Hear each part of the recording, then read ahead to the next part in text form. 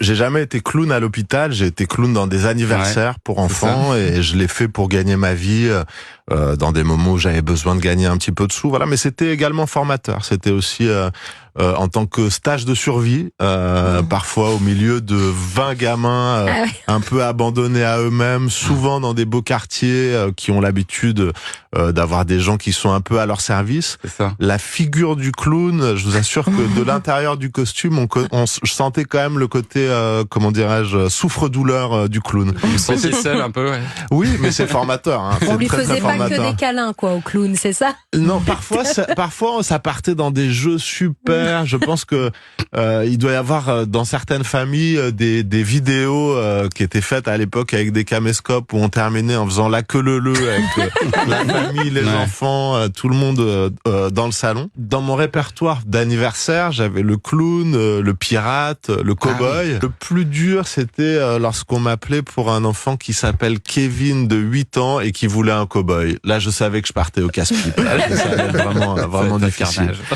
Et en effet, parfois, j'essayais de m'appliquer à faire un bel accent texan et je voyais 10 gamins qui me regardaient. Et tout d'un coup, l'un d'eux me disait je te transforme en crapaud. Et je savais que j'allais galérer pendant 3 heures.